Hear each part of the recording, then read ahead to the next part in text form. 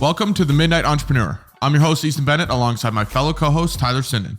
We are both entrepreneurs who are learning, growing, and building our own businesses. Ooh, little hiccup there. Our goal is to share experiences and knowledge to help you grow and become a successful entrepreneur. Strap in. Before we get started, if you have any questions or things you'd like us to cover, you can email us at themidnightentrepreneur@gmail.com.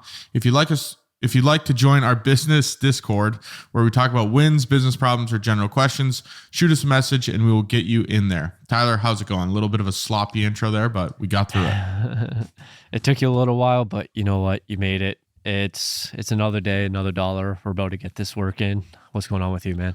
Not much. Another day, another dollar, like you said. I got 2 checks in the mail yesterday, and then one hit the bank account this morning. So I was like, let's go. Big day.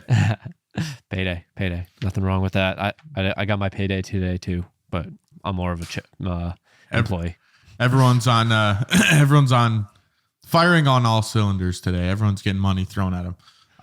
Tyler, what's going on? I mean, there's not a ton to talk about because this back-to-back recording session here is a little bit tighter than our usual window. But what's new in the time we haven't spoke? So I forget if I mentioned it. It was a long time ago, but I forget if I mentioned it yesterday. But I was talking about how I was like losing motivation, didn't feel like doing anything. So I just ran out of First Form energy drinks. So I was thinking that maybe it's the caffeine, because even working out, I just haven't really been feeling like myself and like I actually want to do it. So I'm like, okay, I'm going to quit caffeine for a couple weeks and see how it goes. So yesterday was day 1 of quitting caffeine and I ended up taking 2 naps, which is great. And then I don't know if you ever do this, but it's keeping promises to yourself. And I'm trying to get better at that, where you say you're going to do something and then you stick to it and stick with it. Because I know a lot of times I don't do that personally. So I said 2 weeks, like my parents are gone right now. So I'm like 2 weeks, I'm going to quit caffeine for a couple of weeks, see if that's a reason why my motivation levels might be low. And then if it is the case, then maybe I'll end up buying some pre-workout or something like that. But yeah, I'm just trying to keep those promises that I make to myself. Yeah, I mean, I struggle with that from time to time, just telling myself, okay, I'm going to do this at this time. And then the time gets around and my mood towards that thing changes a little bit, where I'm like, now I don't really want to do this. So yeah, that is something I try to do, but I probably need some work on it as well. The caffeine thing sounds miserable. I can't imagine doing that. As we can see, I got a cup of coffee right here. But yeah, I mean, you have to let me know how that goes, because I've always thought about like, maybe I should quit caffeine, but I don't think caffeine is necessarily bad for you. It can be if you have too much of it, but I don't know. I think it keeps me going.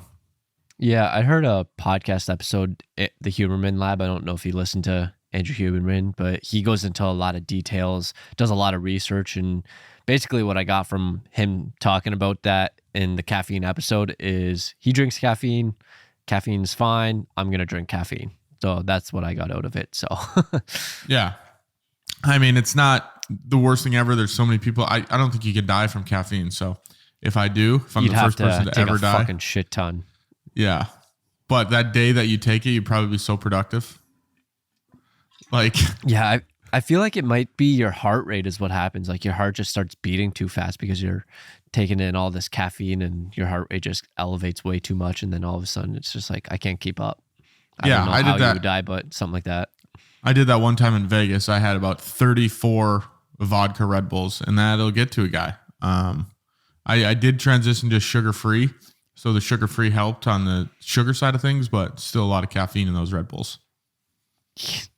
Yeah, I don't know if 34 spread out over a week, but that doesn't seem healthy, my man. No, it wasn't great. It was probably in like one day. But yeah, not ideal. You wouldn't sit down and just drink 34 regular Red Bulls. It probably wasn't that many. I'm just being facetious, but it was a lot. Had to switch to gin and tonics. There you go. That's a smarter choice. But you know how much pause? You know how much water is in tonic, or how much sugar is in tonic water? An insane amount. I didn't even realize that. Really? Like 99 grams for a 1 liter bottle. Damn. Yeah. That's 99 grams of sugar. Yeah. Jeez, that's like your daily intake. In one bottle. Yeah. It's insane. Yeah, got to stay away from that stuff.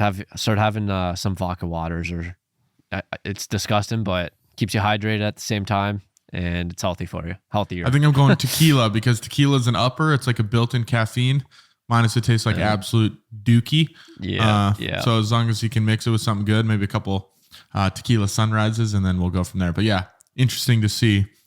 I mean, this episode's coming out after I was already in Vegas, so hopefully hopefully it went well for me. Yeah. And then the other thing for me, marathon training's been a little tough. Like my knees are getting so sore, but then also every day is just like, I feel like I don't have time in the day to do anything. And I think that's a reason why this topic did come up. And we thought about doing this because I work, I train for a marathon, I like to work out, and I'm also trying to start these businesses on the side. And it's like, I just feel like I don't have enough time in the day to do everything that I want to do. And I also want to read, and I'm doing all this stuff. And it's just like, man, I just don't feel like I have enough time. And just every day just feels like it's blending together. And like I said yesterday, it just feels like I'm in the Matrix. That's where maybe you should dive deeper into scheduling out your calendar. That could actually be a good solution. Because I know you don't like to do that, but if you're thinking you don't have much time to do stuff, and then you can work on the promise thing where if you're like, okay, here's what my day looks like, this is what I'm doing. So then you prioritize, here are the things that I want to get done. And at the end of the day, you don't feel like, I didn't get enough done because you did literally everything on your calendar. Yeah, the shitty thing is with the time I wake up and the time I go to bed. Like this morning when I was showering after my workout, I was showering and then I was like, I've already been up for 3 hours, and it's like I've done a bit, but it's like I've already been up and wasted. I wouldn't say wasted, but it's already been 3 hours on my day. And what I've done is I've stretched, I went to the gym, I worked out, and now I'm showering. And it's been about 2.5, 3 hours on my day already. So there's 3 hours gone already. And then one thing that I have been doing recently is I've been going to bed pretty late or early because I've been waking up so early to accommodate to try and get like 7+ hours of sleep in my schedule.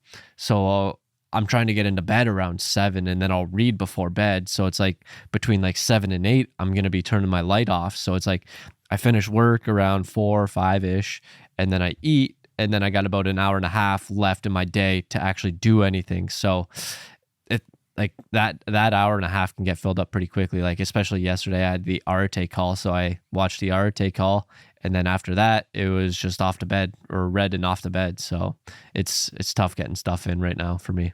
What time are you waking up in the morning? Between 3 and 3:45 usually. Yeah, because then you're at about 7. I think you could shave that gym time down from 3 out. How long are you stretching for is a real question. I stretch for about 20 minutes. So I shaved a couple minutes off there. So like I stretch for about 20 to 30 minutes. And then depending on what time I wake up. So if I wake up at 3, it gives me enough time to come on my computer, and then I'm able to edit the day 1 videos. And then like this morning I woke up around, I think it was 3:30, and then I stretched, I finished everything, and then I went on my computer for about 5-10 minutes and just uploaded the videos and everything. So depending on that, so basically from about 4:05 to 4:15, I'm getting ready for the gym. 4:15, I'm leaving for the gym. 4:30, I get to the gym. 4:30 to about 5:30, I'm working out. 5:30 to 5:45-ish, I'm driving home. And then there's half an hour of driving, so it adds up pretty quickly. And then that's what I was thinking about in my shower. I was like, man, time really starts to add up. And you've heard you might have heard this before, where you say you write out every single thing that you do like in 15-minute segments, and then you're going to prioritize your time a lot better, and you're going to realize everything that you're actually doing. So that when I was just showering, it just made me think it was because I was rounding a lot, because I was like, I wasn't actually at 3 hours. I was probably at about 2.5, but I rounded a bit, and it was just like these 5, 10, 15-minute segments, they add up real quick. All I'm thinking that you should do is just quit your day job. That's kind of what I'm leaning towards. We're getting there. Once you get that first client, then it's up and running. You're good to go. Yeah, maybe we'll wait a couple months, but it's I'm not going to be like, yes, one client, let's quit my job. It's going to be Yes. like, okay, let's get a steady flow maybe for a few months, and then it'll be that. So yeah, that's what's going on with me. What's going on with you? I'm going to keep pressuring you into it. As far as on my end, just a couple different things, because it is such a short gap by the last time we talked. So there's not a ton to talk about, but I know last week we talked about the editor that I reached out to. I actually got an email from him right after we finished recording that episode saying, hey, I'd love to chat, to hop on a voice call. So I'll have to do that maybe tomorrow. If not, it's going to be in a couple weeks, but I'd like to get it done before I leave. And then other than that, like I mentioned earlier, the feeling of getting paid, something about that just makes you want to like work even more that day. So that's one thing I've realized, especially this month. It's going to be the most money that I've cashed, like put in the bank account in 1 month. Obviously you can close deals here and there, but actually depositing checks. And there's something about that where it's like, damn, I need to figure out how to do more of this, just because that feeling of like, oh, I got more money. I got more money. I got more money. And not to sound like a guy that's all about money, but it just frees up so much more so many more opportunities for things you can do, whether it's, buying a new camera, which I have to do now because mine's broken, or hiring people, or taking on different, like we talked about last week, mentorships or programs or courses or whatever it might be. So a lot of people say money doesn't make you happy, but it sure does make things a lot easier. So that's probably the main two things. And then just transitioning into the topic episode, which we're not going to get into right away, but the importance of days. I'm realizing, so my shoot for today that we're filming got canceled, and pretty much today is a whole day of me just catching up on whatever needs to get caught up on. And I think it's important to have those days, whether it's once a week or once every other week, but schedule a whole day where it's like, I'm not shooting anything. I'm not taking any meetings this day. Virtually just going to get done what needs to get done. So, editing these 2 podcasts, I'm going to get that done today. Got a one shot I need to film for a video that I can do in the studio. Got a shit ton of emails I got to get back to, some polish edits, some just final touches on some edits I can send out. So having these days set aside, that's pretty much just like go crazy. No one's going to bother you, I think is super important. I'm going to try to prioritize those a little bit more. Yeah, I know I definitely don't do many days. I'm trying to get better and realizing doing these day ones, I'm realizing just how much stuff that I actually do. And I'm realizing a little bit more like, okay, I've done X, Y, and Z. I can watch a little bit of TV, or I can just, relax a little bit. But at the same time, it's tough for me to disconnect completely. It's like, okay, I'll watch TV, but I'll have my laptop out and I'll be working a little bit. So this might, yeah, I feel like that's a good transition into the topic, but we're not going to be getting there yet. But yeah, I definitely do struggle with days for sure. Yeah, and the topic is work-life balance. But before we get to that, we're obviously going to talk about our news story of the week. Tyler, any more updates before we kind of transition into that part of the show? No, let's dive right into this debacle. So news story of the week. The right word? Yeah, I would say so. News story this week, and I'm sure you guys have heard it or seen it everywhere online, is that Bud Light is losing an immense amount of sales after they've came out with, I want to say Devin Mullaney is the name, or Dylan Mullaney. So they came out with an influencer that is transgender, and obviously America didn't take that very well. Everyone stopped buying Bud Light. Their stock plummeted, I think, in one day, which was crazy. And it's super interesting because now a lot of companies are doing it. We just saw Target do this with their whole product launch. So it's weird that these companies are quote unquote going woke, and we're not a political podcast, so we're not, picking a side here, but it's interesting that these big they're just picking the wrong side. Yeah, they're not picking our side. So it's interesting that these big conglomerate companies are making these decisions that's like making huge impact on their sales and their profits and how their business operates.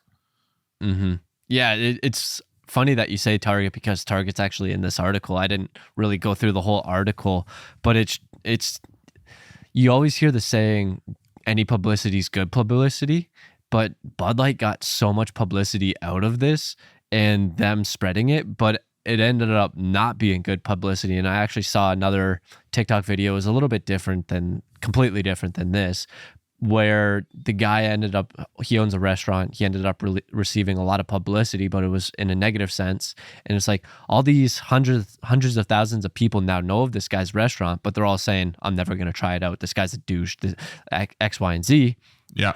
So it's like, it's interesting because it seems like we've tolerated a lot of like this narrative and pushing this specific agenda for a while now, and now it's starting to get shoved down our throats, and it seems like people are starting to push back and not want to have this shit shoved down our throats. You guys can go out and do what you want to do, but don't shove it down everyone else's throats that doesn't really care. And shit. Yeah, you can say something to that. I was going to say something else, but I forget what it was. Yeah. I mean, I think people are sick and tired of it. And we're, I guess, I don't know, Tyler's whatever. If you're transgender or gay or whatever, we don't care, but we don't want it to now become an overarching factor where it's like, this has to be this and it's in your face. If that's your thing, we don't care. Totally fine. Do whatever you want. But I don't think it needs to be at the forefront of every single thing we do. That's probably the biggest issue that I have with it. It's just like, why does this have to be a part of literally everything I see? It's like, oh, I even see it in commercials now. It's like, okay, there has to be a gay and a transgender and all the races in a commercial, which is fine. But it's like, does it all have to be like that? Like, is that now just the standard that every single commercial or every single movie has to have this, that, the other thing? Or can we have, all black commercial? That's fine. If you want to have an all white commercial, cool. If you want to have, an all gay commercial, whatever it is, but we don't need to sprinkle everything into one. I mean, that's just me in the video industry thinking the scope of the project can be different. Like if I'm trying to hit this audience, like if you're Bud Light, who drinks Bud Light? Probably older dudes that like beer, that, like that's America, like freedom. Yeah, that's their target demo. It's like, why are you pushing away your target demo just to appeal to this small, tiny percentage? It's like if a luxury car brand, if they started doing stuff for people that can't afford luxury cars, that makes no sense, right? So that's how I view it. Is like, why are you alienating your audience when the side that you're trying to appease to is so minuscule and so tiny that it just doesn't make sense? Yeah, so I remembered what I was going to say, where everyone was making these jokes on, say, TikTok or Instagram, where the type of people that would drink Bud Light now, and it's like they're making them all like feminine and whatever, and then it's like they're joking about it, and it's like this is all publicity and it's all free, but it's obviously negative because they obviously lost billions of dollars over this one incident. And man, I'm just like losing my train of thought, but it's just like Bud Light's got you in a freaking pickle here. Yeah, man, it's just crazy that they're just all pushing these narratives, and it just seems like, so going off what you were saying, where it seems like there's the big conglomerates are all doing this and following this narrative and agenda, and what you were saying with the commercials where everything's got to have like this person, that person, the other. It seems like these smaller guys are trying to copy what the other people are doing to fit in. And it just seems like they're just doing that to fit in. And it's like what they're doing, so we got to mimic them because they're big. I'm trying to get big. So now I got to copy and do what they're doing, where it's honestly, you got to look at your target audience. And obviously with Bud Light, they didn't do that. And it was funny when I first saw this, and the girl, the marketing person for Bud Light, whoever she was that decided to do this, I was thinking about like tweeting it. It's like, how do I apply for this position? Yeah. Because it's like, if some idiot can do it, like anyone can do it, because she literally just cost the company billions of dollars. And yeah, so that's what I was like. You got to look at your target audience. I could cost Bud Light way less money. I promise you that. And that goes back to, these companies. There's a thing out there that says like BlackRock, who is a company, an asset management company that owns pretty much a share in every company of anything you ever use. So anything you see at the grocery store, any of these big companies, they own part of it with their shares. And I've heard rumors and conspiracy theories that basically this company is telling what these big national companies what to do, and if they don't, they're going to lose funding. So they're almost in the palm of these big companies that are running the world. I think it's BlackRock and Vanguard is the other one, I want to say, but they are almost having controlling stake and saying, hey, you're going to go woke here. Otherwise, we're cutting off all of your funding and you're not even going to be able to stay afloat. So they really have no choice.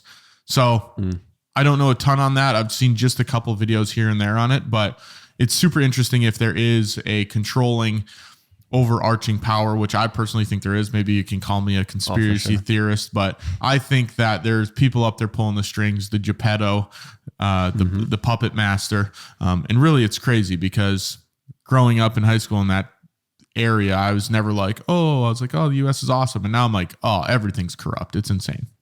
Yeah. Yeah. I hear that a lot too. Andy Frisella talks a lot about this where he says George Soros and those guys. So he apparently that's like one of the main guys, and it's like the Global Economic Forum and just all those guys that are just controlling everything and shoving all these narratives and agendas down our throats. And it's like, this is what we got to do. And I was actually just listening to his podcast and he just talked about it. And right around when COVID hit, apparently like 500 CEOs of companies just left right as I think it was COVID. And what he was saying is the reasoning behind that was because they said you either have to force this narrative, or we'll give you like a little paycheck and then you can get out of here so we can do all this manipulation. And basically like 500 CEOs all left their major corporations at the time because they didn't want to follow that. Yeah, so it's insane. And I always wonder, I'm like, why are they pushing wokeness? You know, like, what are they all that politically aligned where they're like, this is the agenda? Or is there some sort of manipulation where they know if they push it this way, it's in their benefit? I think it's power. They want power. And what Andy will say a lot is it's communist stuff. So they're just trying to have this. They basically want to rule the world. They have all the money right now. What else don't they have? They don't have power. So they want to control everyone is what it is. Yeah, which is whatever. I just want to control like a 6-man team, put out cool videos, but they're trying to a couple editors. Yeah. They're like 8 billion. That's what we're going for. I'm like, whew, okay. Yeah. So that's what I hear. Obviously not a good marketing play here on Bud Light's end, where you got to keep your target audience informed and at the forefront, and that's what you got to focus on. If you're not focusing on your target audience, shit's going to hit the fan. And as we've discovered with this, not all publicity is good publicity. Yeah. Shit, meat, fan. That's what Bud Light decided to do. Let's pivot into, I mean, we'll have to see how it plays out with more companies going this direction. And then obviously the presidential election next year. You got something else to add? Yeah, because you were talking about it and you also just mentioned that. But when Target released this line, gay or trans, whatever it was, I'm pretty sure that their stock like dropped billions, or at least $1 billion worth. Like all these companies that are doing that and pushing that. I actually saw a North Face commercial. I don't know what's happened to them, but it started circling around how they were also pushing this narrative of like trans and whatever it was. And man, all these companies are just starting to do it. And it's like, look at the balance sheets and look at the way the market's reacting to it. It's obviously not the smart play to go. It's wild that companies are doing this. And I don't know, maybe they're smarter than we are, but from a surface level to us just looking at it, it seems ridiculous. Look at this way. They've lost more billions than we have. So yeah, exactly. We're doing better. You know what they say? The first billion is the easiest. Right? Some bunch of idiots. All right, Tyler, let's transition to this week's topic. We're going to be talking about work-life balance. It's kind of how we mentioned earlier. I brought it up with some U days. You mentioned not prioritizing those as well as you'd like to. So as far as work-life balance goes, Tyler, what does that mean to you when someone says, work-life balance? It means you're trying to live an average life and you don't want to strive for excellence. And I don't know if you've read this book or heard of Tim Grover, but I just read this book, Winning, it was called. I got another book of his that I'm going to be reading. I don't know when, but I'll be reading eventually. But yeah, work-life balance in a nutshell, that to me, that's what it is. But work-life balance is where you work and you also have a life at the same time that you can quote unquote enjoy. Which you don't believe in? So I like Alex Hormozy approach where he talks about this, and he really enjoys business and building businesses, and that's what he enjoys doing. And for him, he spends, I don't know, 10 hours a day building a business or working on a business, and that's what he enjoys doing. So I think work-life balance is just a narrative, I guess you could say it in a sense, where they're trying to not make you, like, if you're happy doing what you're doing, go ahead and do it. Where you're happy doing like an 8-hour job where you clock in and then after that you get to go out for happy hour, you get to hang out with your friends, family. Whereas other people, they might find more enjoyment in building a business or just spending 12, 14 hours a day trying to work on branding or something like that, where it's just what you enjoy. So a lot of people will say that it's not quote unquote healthy, but what is healthy? Is healthy your definition, or is it my definition, or is there like a general definition of what healthy is? So yeah, that's a long-winded approach to work-life balance. What do you think? I don't think there's a general rule that like applies to everyone, obviously, as a lot of things go. But I think the majority of the population, there are a select number of people that, okay, I can build a business for 16 hours a day and then sleep for 8 and then get up and do it again. But Elon Musk. Yeah, like the crazy people of the world, Elon Musk, Jeff Bezos, probably even Alex Hormozy, where they are working, Gary Vee, the whole hustle mentality.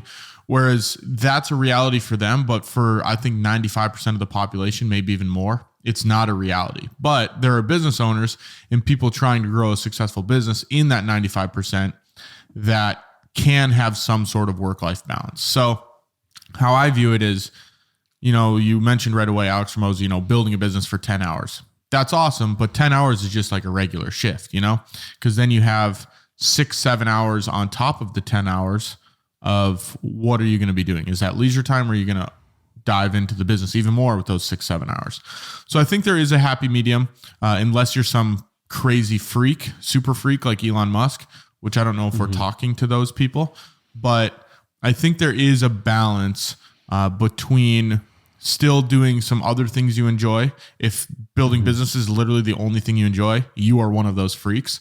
But for me, I play softball on Thursday nights. I get with my friends, play some rec softball. During the winter, I play rec hockey.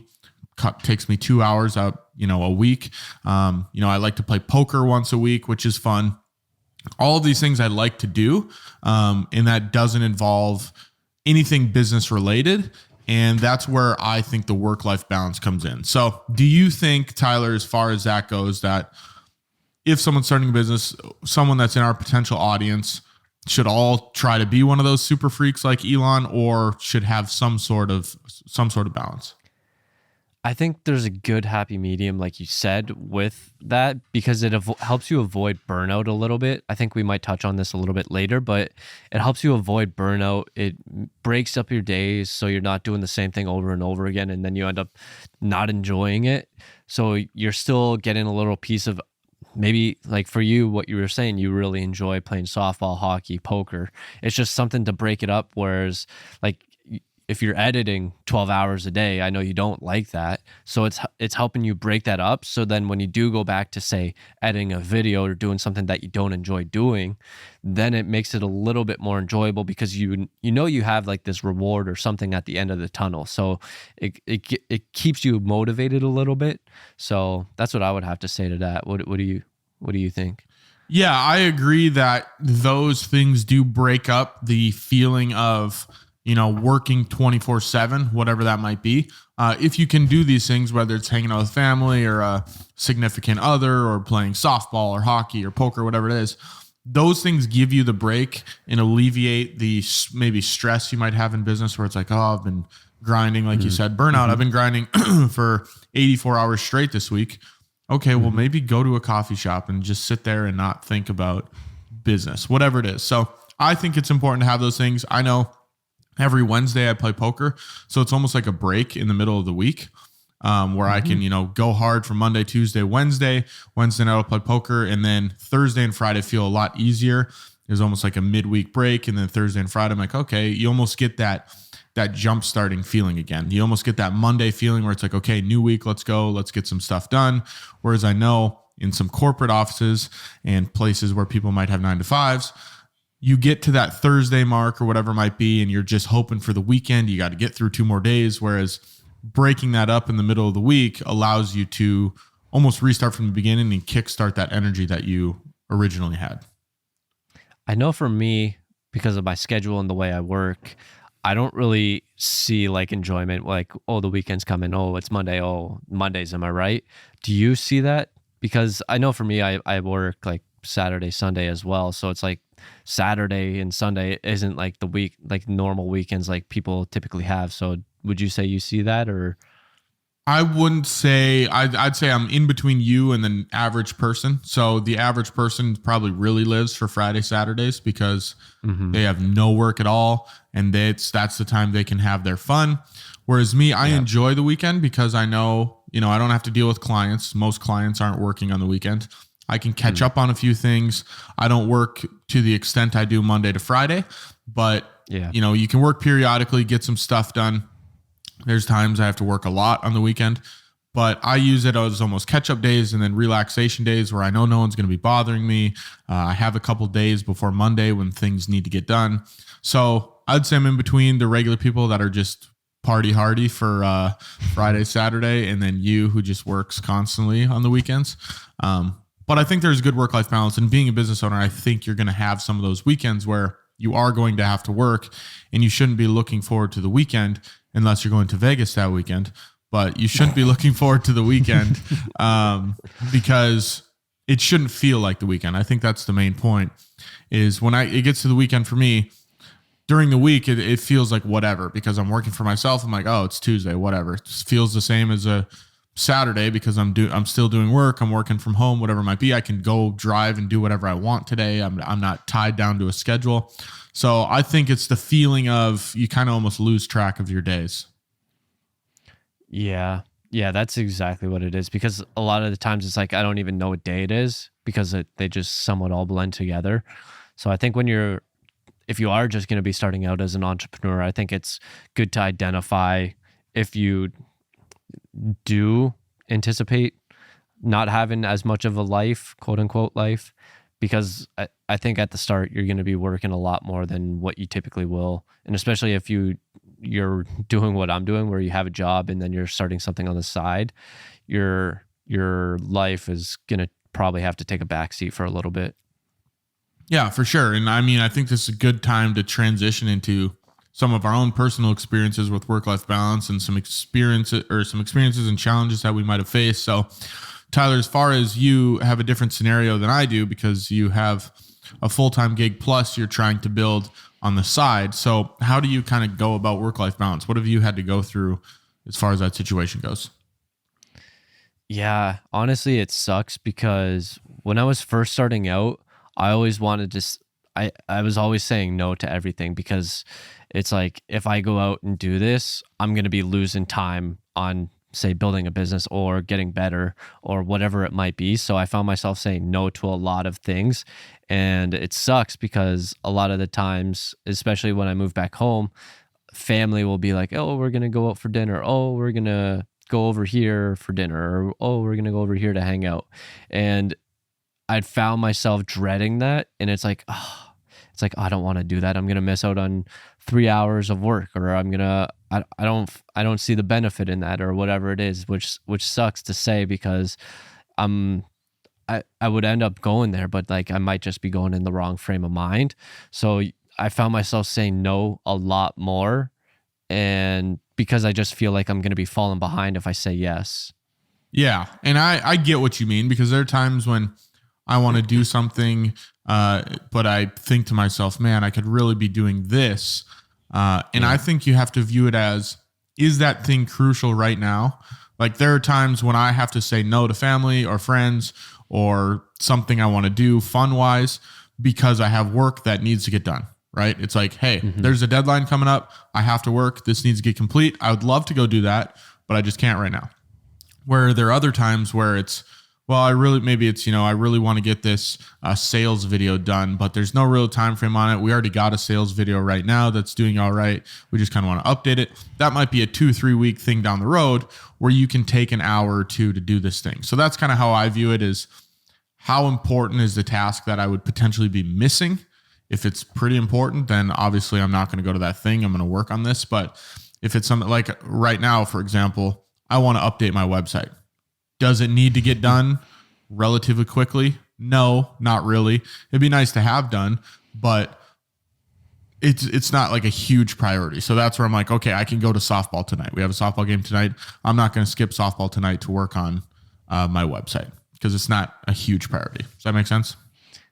Yeah, definitely does. And this actually just happened to me this morning, where my uncle was asking if I wanted to go over to my grandma's house and help with some yard work. And after that, we'll have dinner. And it's like, oh, yard work.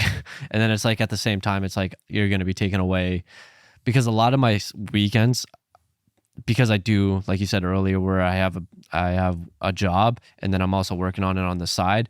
I'm finding that now that I'm working on New Frame, a lot of my weekends are spent working on New Frame. It's like, get as much done in these 2 days, and then during the week it's mainly just work, and then just any few hours in between. So it's like, it's taken away that, but then it just makes me prioritize the other things, where it's just like, okay, I'll do that, but this is what I want to get done before. So it's like, okay, I know I got something to do at 3. Let's try and get as much done as I can before 3. So it actually just happened this morning. So, and I was just like, you know what, I gotta start saying, like, it's fine to go out and hang with family every now and then. Yeah. And it is, we're not saying get it to a point where every single night you're going to dinner with your friends and family. That's maybe a little bit excessive. You can still, work a lot. We're not saying you have to chop it off at 5 every day, but, once a week or maybe once every other week, do something fun, do something you like. I have a couple things every week, like I mentioned, poker and softball. That's Wednesday, Thursday nights. There's probably some other stuff that I like to do as well here and there. Sometimes, I'll go to my parents' house and have dinner one night, but those are minimal things that allow me to get my mind out of the business space. Because like you said, they can run into burnout pretty quickly if you're always just focusing on the business, not thinking about anything else. You almost get into this hole too much where it's hard to look at things from the outside. So those breaks are good. And one problem that I've had is that I, as far as the work-life balance goes, almost cram too much work in, where we've talked about this multiple times on the episode, is knowing your limit of what you can do and what you can accomplish, and then stick to that. Because if I say, yeah, I can do 7 shoots this week, well, 7 shoots is a lot. Like right now I shot Monday, Tuesday, 2 Wednesday. So that's 4. And then Friday, Saturday, that's 5 shoots in 6 days. That's a lot. I probably shouldn't have done that. But you look at that and think, maybe I can do 3 shoots. That's what I can handle. And then the editing isn't so crazy. And just prioritizing. Don't cram too much work onto yourself, because then your work-life balance gets ridiculous, because in turn, then you have to do all of this work that's taking up those extra hours. Yeah. Unless you do want to cram work in and you don't want to have a life and you just want to work, then yes, go ahead and do it. Yeah. And then your name would be Tyler. Yeah, maybe. I don't know. Yeah. I don't know. What do you got on your end? Do you have anything else or did you just cover everything?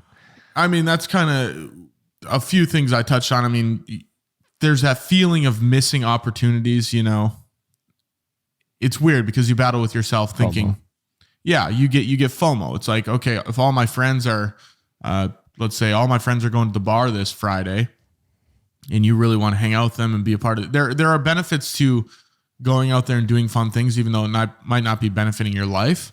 Like, it's still building those relationships. Relationships are important. Maintaining those, keeping up with your friends. I mean, if you don't go out with your friends for 5 months, you start to lose that. You start to lose that friendship. Maybe a couple friends fall off. That's just one example, but you do get FOMO, whereas you have to decide here and there. It's like, okay, it's okay to do this, but then maybe the next Friday you're like, okay, I'm going to work this Friday. So it's really a mental it's a mental game that you have to battle with yourself. That's like, what can I allow myself to do? And what do I need to make sure that I get done and that I can't just skip out on just because I want to go have fun? Yeah. I always think about this because like you asked me when I was there in Minot to go out to the bars, and I was just thinking like, no, that's not like my type of scene. But then at the same time, I think it's a good opportunity to go out and network with other people. Maybe not network, but like at least communicate with other people and talk to other people, and maybe even spread ideas. And you never really know who you're going to actually meet there. And you could end up meeting, say, like your partner that you end up marrying or something like that, or maybe it's like a future business partner or someone that ends up giving you, like, maybe it could turn into a client, or maybe it's just someone that gives you some really good business advice. You never really do know. Or maybe it's like you go out and your ideas just start sparking. You see problems that are happening, like similar with me and the dentist, where I came up with 3 different ideas for potential businesses or products. It's just like you're going out and you're seeing different problems, and it's just getting you out into different environments. And that's one thing that I feel like I struggle with, is I'm in this one environment a lot, and I don't really get outside of that environment. I don't get to experience a lot of other stuff. Yeah, that's one thing that I really like to look at. And that's maybe a good piece of advice that we can throw out there is, when I'm going out to these places, you can't look at it as like, I'm just going to go out there and get blasted drunk and then not be able to walk in the morning, whatever it might be. I look at it as conversations and, like you said, ideas. When I get around other people in a group, it's fun when people are throwing ideas around, and they might not be productive, but like you said, your brain does start to get going, whereas maybe you think of something business-wise, or maybe a business conversation comes up. I know a lot of the conversations that I have, people say, how's business going? And then, I explain the old da-da-da-da, good, whatever. But there have been numerous times where, I've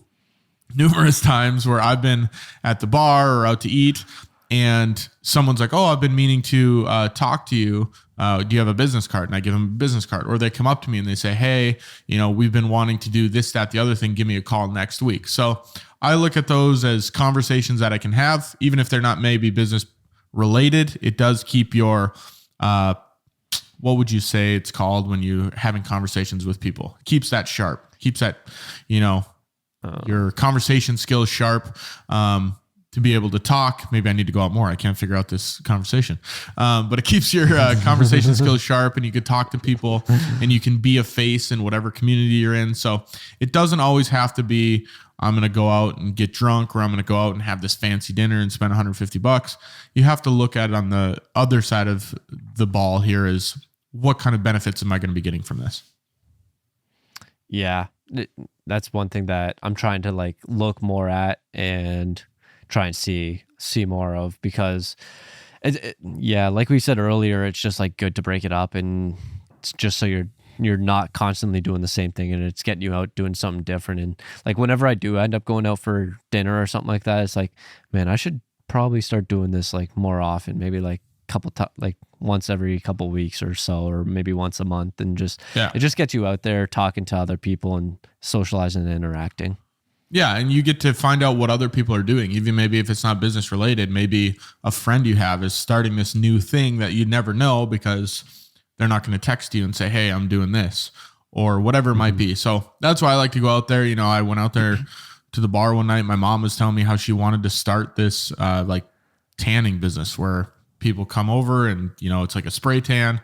And she had like this idea, and she's telling me this idea. I'm like, oh, I never would have known this if I wasn't in this situation and you had the opportunity to tell me. It might have came up down the road, but those are the things where I'm like, oh, that's kind of cool. Or I talked to my friend Broden, and he's talking about something about work, and I learn more about the union and how that works. And maybe down the road, I have a conversation with a guy that wants to hire me, and I know a little bit more about the union, whatever that is. So that's how I view it, is you never know what kind of information is going to benefit you in the long run.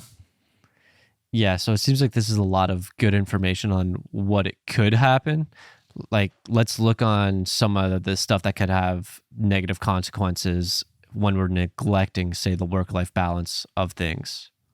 Do you have any that so would like potentially be? So like not going out, you mean? Like just kind of? Yeah.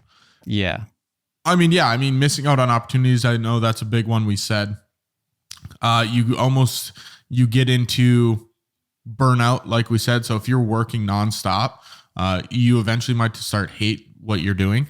I don't know if you've ever fell into that trap, but there was a time when I was working a shitload. Currently in it. Yeah, which is fine because I still played poker last night and I'm going to play softball tonight. But there was a time when I was working nonstop, didn't see my family like at all.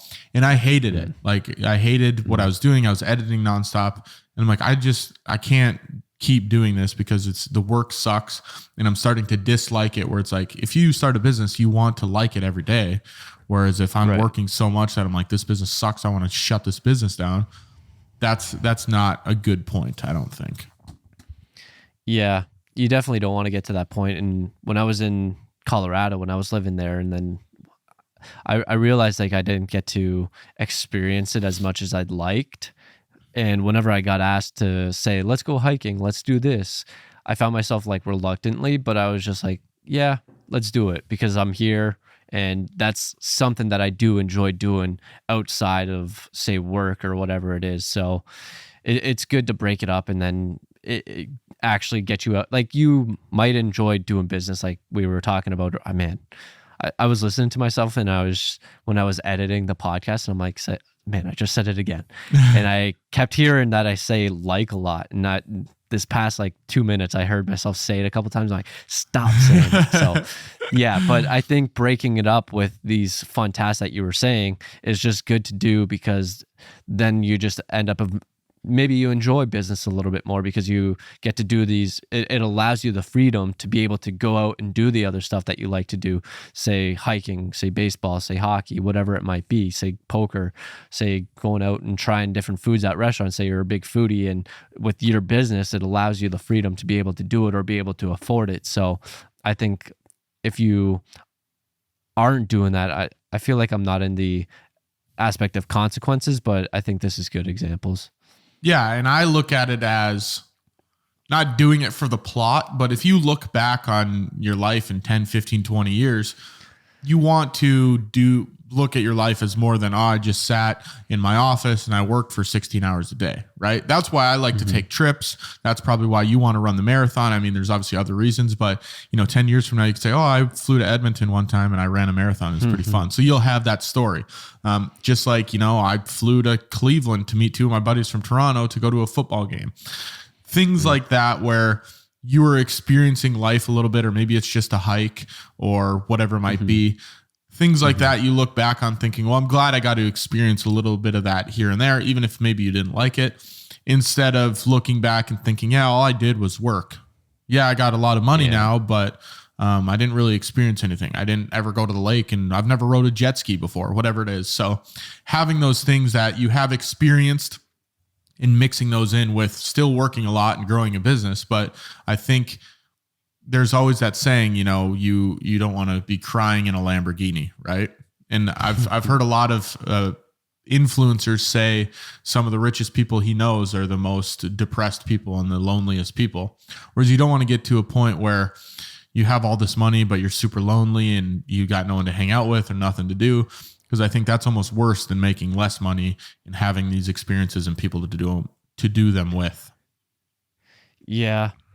I also think that I'm in a position right now, currently, somewhat, maybe not, I don't know, where I am able to do the stuff that I've always wanted to do. And I think that's one thing that I need to start being able to take advantage of. But yeah, it's tough for me, but I'm trying to get better at it to actually, but I do enjoy doing a lot of this stuff. And like, for me, I get bored pretty easily if I'm not like, say, working or doing whatever.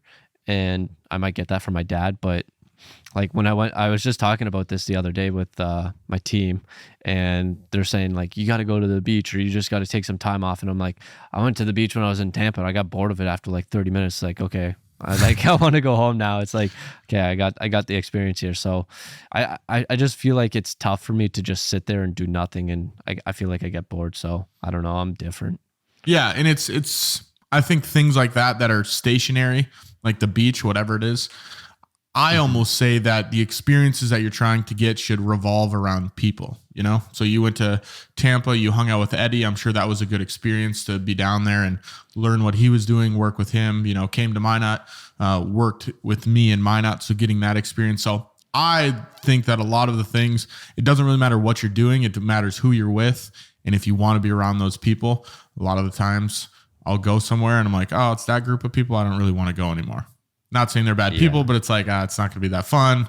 I don't know how much I'm really going to benefit from that. I don't know if I'll enjoy myself. But if we go, you know, if I have to go help someone move furniture, but it's 3 business guys or 3 of the funniest dudes I've ever met in my life, that might be a little bit more fun moving that furniture. So yeah, I like to revolve those experiences around more so people rather than just things.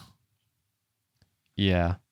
Yeah. I think people's is, good at that's another thing that Alex talks about, where it's just surrounding yourself with people that you actually enjoy their presence and enjoy being around them. So I think that's pretty important too. You're the average of the 5 people you hang out with the most. Is that what the saying is? That is what the saying is. Which I'm starting to realize that more and more. Like the older I get, I'm like, this is probably pretty true. Mm-hmm. And it's like in every area of your life. It's not just like financially. It's also like, I think like physically, mentally, and all those areas. Yeah. So in my opinion, I don't know. Find some people you jam with. Tyler, anything else as far as work-life balance goes before we get into this week's business idea?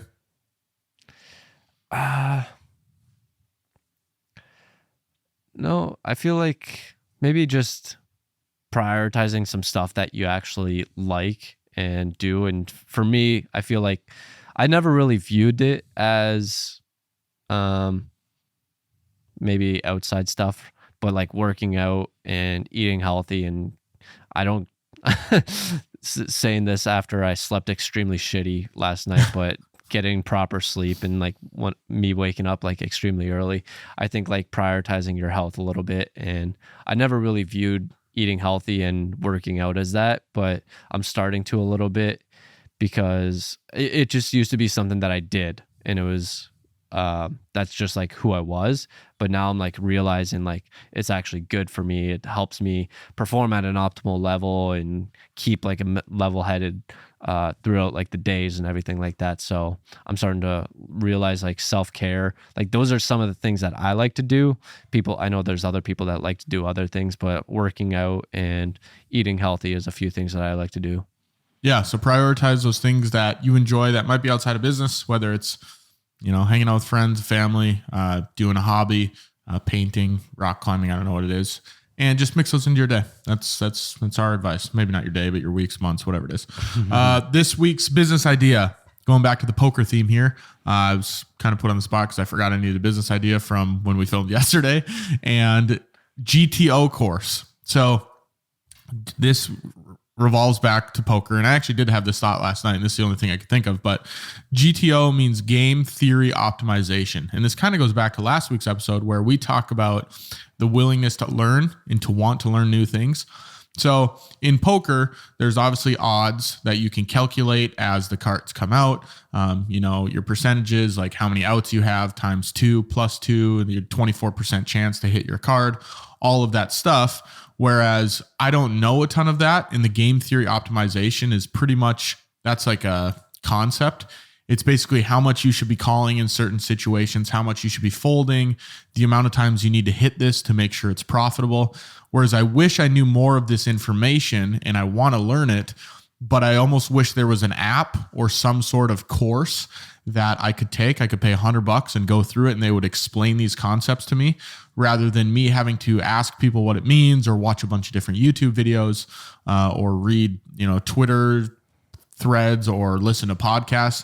I wish there was a central hub explaining the higher end concepts of poker, rather than, obviously I know how to play the basics of it, when you should be calling, that kind of stuff, the good starting hands, bad starting hands, but the game theory on how to become like really good and really take advantage of the knowledge that you have based on how many outs there are and what your opponent might have, a perceived range versus your perceived range. I wish there was some sort of app to culminate all of that GTO into one little hub that I could learn, because I want to learn it, but it's like, it's so hard sourcing where to learn all this stuff. So is this for, say, Texas Hold'em or like 5-card stud, or what's this for? It's for Texas Hold'em, but yeah, it's Texas Hold'em. But okay. I mean, I'm sure there's GTO. It applies to, it's not even just poker. It applies to a lot of different things. But it can apply to different card games. But the main one I play is poker, or Texas Hold'em. And then other poker games, I'm sure you can apply some of the same principles. It just might be a little bit different. So you're saying to have like there's not, I feel like there would be a master class or something, like, I don't know, maybe it's more so entry level, like you were saying, or basic, lower level. But I feel like there's got to be a master class with like Daniel Negreanu or one of those guys. There is a master class with Negreanu, but I don't think he goes over a lot of that. He gets pretty high level, but I don't think he's at like I want to know the thought process behind Phil Ivey and Daniel Negreanu when they're in big hands, like actual breakdowns of what they're doing. And it's out there, you can find it. But if it was in a central hub, like a masterclass with just a little bit more information, because I took Negreanu's masterclass, my uncle had a login. And that's where I want to just know a little bit more. And it goes back to, the willingness to learn. It's like, I want to learn more. And this has been my big kick for like the last month. I was like, okay, I want to learn all this stuff, because I go over there and it's $20 tournaments, like whatever, you putz around. But if you could start winning freaking 70% of those $20 tournaments, it's like, oh, okay, this is fun now. So, but game theory optimal. So this, what it says, is a strategy that seeks complete balance in the game, making your plays 100% unexploitable by your opponents. That's a website. That's just what the Google definition says. This style of poker is the exact opposite of the exploitative poker strategy, which most players from the older generations employ. So this is pretty much staying perfect where your opponents never should have a good read on you, because you're doing things on a percentage basis. So if I have 9-10 suited, 30% of the time I'm going to be raising with this, 70% of the time I'm going to be folding, right? So it's calculating those things to make sure that your image at the table is way harder to get a read on, because a lot of poker is just figuring out patterns and what people do. Whereas this GTO is, how can you play optimal poker where it's pretty much 100%, you can't get a read on anybody and you're playing the way you should be playing. But what if everyone knows this and everyone plays the same way? And at the same time, what if you're playing with a bunch of noobs that don't play properly, and then I don't know. Well, that's different, because when you play with people that don't know how to play, they're loose cannons, I call them. It's like impossible to play with them. But, the games we play on Wednesdays, everyone knows how to play. And if you go to Vegas and play poker, like everyone pretty much knows how to play. I'm not finding myself in a lot of games with those people that don't know how to play. So a lot of it is, even if everyone does know it, that just makes the playing field even. Where it's, okay, nobody really knows what anybody's doing. Like, we could all have any sort of cards here.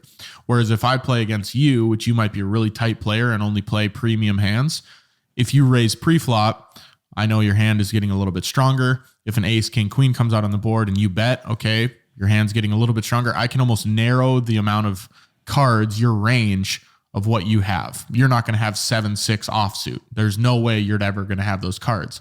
But if you're playing in a GTO fashion, there's 25% chance that 25% of the time you're going to be raising with 6-7 offsuit, whatever it is. So it's just sprinkling in those different things and showing people at the table that, and then they're like, oh, so he is mixing it up. Whereas if Tyler, you only play aces, kings, or queens, or ace, king, ace, queen, it's like, okay, if Tyler plays a hand, I know he's got one of 5 hands. Does that kind of make sense? This is getting into really technical land here, but yeah, a bit. It just seems like learning all this and then learning all the percentages for someone and then just basically creating a course on it.